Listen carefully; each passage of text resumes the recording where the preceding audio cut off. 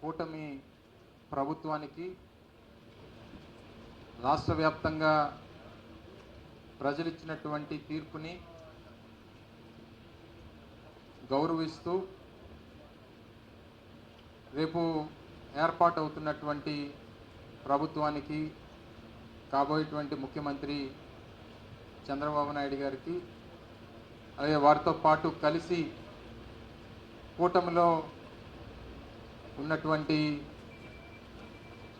జనసేన అధినేత పవన్ కళ్యాణ్ గారికి, భారతీయ జనతా పార్టీ పెద్దలు పురంధేశ్వరి గారు, మిగిలినటువంటి వారి అగ్రనాయకత్వానికి వారందరికీ కూడా హృదయపూర్వకంగా శుభాకాంక్షలు తెలియజేసుకుంటూ, ముఖ్యంగా విశాఖపట్నం జిల్లాలో ఎన్నికైనటువంటి పార్లమెంట్ సభ్యులకు, శాసనసభ్యులకు వారికి కూడా ప్రజలు పూర్తి స్థాయిలో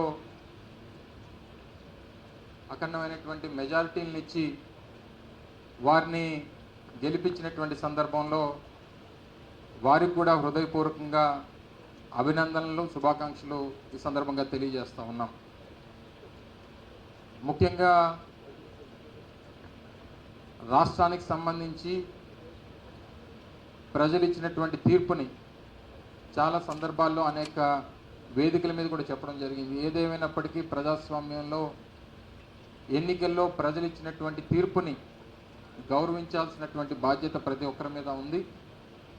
దానికి అనుగుణంగా ఈరోజు మంచి అవకాశం ప్రజలు కూటమికి ఇచ్చినటువంటి సందర్భంలో ఇచ్చినటువంటి ప్రతి మాట నిలబెట్టుకోవాలని, కేంద్రంలో కూడా ఈరోజు ఉన్నటువంటి పరిస్థితుల్లో వారికి గొప్ప అవకాశం ప్రజలు ఇచ్చినటువంటి సందర్భంలో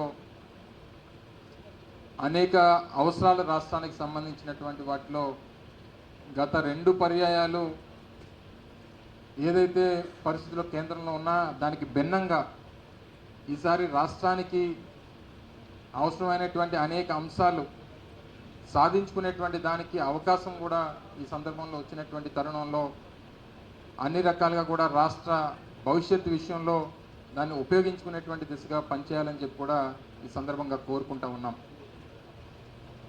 ఏదేమైనప్పటికీ రాష్ట్ర ప్రజలు ఇచ్చినటువంటి తీర్పుని, ముఖ్యంగా మొన్న గౌరవ పెద్దలు జగన్మోహన్ రెడ్డి గారు వారు మాట్లాడినప్పుడు చెప్పడం జరిగింది. ఏదైతే గడిచినటువంటి 5 సంవత్సరాల్లో ప్రజలకి చెప్పినటువంటి ప్రతి మాటని, ఎన్నికల ముందు ఇచ్చినటువంటి హామీలు 199% అమలు చేసినటువంటి ప్రభుత్వంగా, ఏ రోజు కూడా ప్రజలు అడగకుండా ప్రతి సంక్షేమ పథకాన్ని అందించేటువంటి దిశగా పనిచేసినటువంటి ప్రభుత్వంగా, ఎన్నికల ముందు చెప్పినటువంటి మేనిఫెస్టోలో ప్రతి అంశాన్ని నిలబెట్టుకోవాలనేటువంటి దిశగా పనిచేసినటువంటి ప్రభుత్వంగా, అనేక పథకాల్ని అందించినటువంటి సందర్భంలో వచ్చినటువంటి ఫలితం ఆశ్చర్యానికి గురి చేసింది అనేటువంటి మాట పెద్దలు జగన్మోహన్ రెడ్డి గారు కూడా చెప్పడం జరిగింది. అది ఆ పరిస్థితులు వారికే కాదు, రాష్ట్రంలో ఉన్నటువంటి వైఎస్ఆర్ కాంగ్రెస్ పార్టీ ప్రతి కార్యకర్తకు కూడా ఆ రకమైనటువంటి ఉద్దేశం ఉందనేటువంటి దాంట్లో అనుమానం కానీ ఆశ్చర్యం కానీ కూడా లేదు అనేటువంటిది ఈ సందర్భంగా తెలియజేస్తూ ఉన్నాం. సహజంగా అడగకుండా అమ్మాయిన అన్నం పెట్టదని అంటారు, కానీ జగన్మోహన్ రెడ్డి గారు అడగకుండా అన్నీ చేశారు. కానీ ఇంకా ఏం కోరుకున్నారో ప్రజలు అనేటువంటిది తెలుసుకోలేకపోయారు అనేటువంటి దాని మీద పార్టీగా వైఎస్ఆర్ కాంగ్రెస్ పార్టీ నాయకత్వం అంతా కూడా గౌరవ పెద్దలు పార్టీ అధ్యక్షులు వారు జగన్మోహన్ రెడ్డి గారి నాయకత్వంలో రాష్ట్రంలో ఉన్నటువంటి ముఖ్య నాయకులు, పార్టీ పెద్దలు, పోటీ చేసినటువంటి అభ్యర్థులు అందరం కూడా కలిసి మళ్ళీ దీని మీద సుదీర్ఘమైనటువంటి చర్చ జరగాల్సినటువంటి అవసరం ఉంది. ఓ రకంగా దీని మీద మనం చేసినటువంటి దాన్ని ఎందుకు మనం చేసినటువంటి ఇన్ని కార్యక్రమాలు చేసినప్పటికీ ఈ ఫలితాలు ఏ రకంగా ఎందుకు వచ్చాయి, ఏ లోటుపాట్లు జరిగాయి అనేటువంటిది ఒక రాజకీయ పార్టీగా తెలుసుకోవాల్సినటువంటి బాధ్యత వైఎస్ఆర్ కాంగ్రెస్ పార్టీ మా మీద ఉంది. దాన్ని తెలుసుకునేటువంటి కార్యక్రమం చేస్తాం. ఈయన వల్ల తప్పు జరిగింది అని అనుకున్నప్పుడు డెఫినెట్గా దాన్ని అధిగమించి వచ్చేటువంటి రానున్నటువంటి రోజుల్లో దాన్ని సరిదిద్దుకునేటువంటి ప్రయత్నం కూడా వైఎస్ఆర్ కాంగ్రెస్ పార్టీ చేస్తుందనేటువంటి విషయాన్ని కూడా ఈ సందర్భంగా తెలియజేస్తా ఉన్నా. ఈరోజు అనేక నిర్ణయాలు మేము తీసుకున్నటువంటి వ్యవస్థలో తీసుకొచ్చినటువంటి మార్పులు అంటే సహజంగా ఒకేసారి ఇంత పెద్ద ఎత్తున మార్పులు చేయడం అనేటువంటిది కూడా మళ్ళీ దీన్ని ప్రజలు అంగీకరించలేకపోయారా?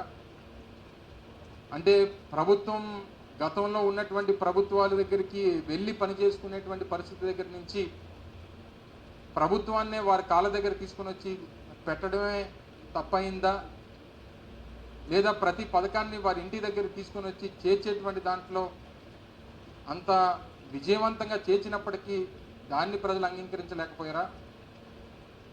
లేకపోతే సచివాలయ వ్యవస్థలను తీసుకొని వచ్చి పనులన్నీ కూడా గ్రామాల్లోనే జరిగేటువంటి విధంగా తీసుకొచ్చినటువంటి మార్పుని వారు అంగీకరించలేకపోయారా?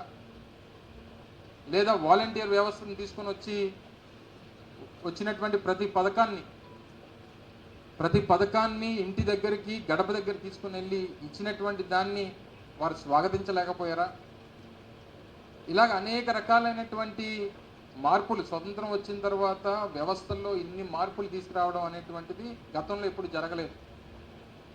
నూతనంగా ప్రభుత్వ ఉద్యోగాల కల్పన కానివ్వండి, దాదాపు సచివాలయ వ్యవస్థ ద్వారా 1,30,000 మందికి ఉద్యోగ అవకాశాలు కానివ్వండి,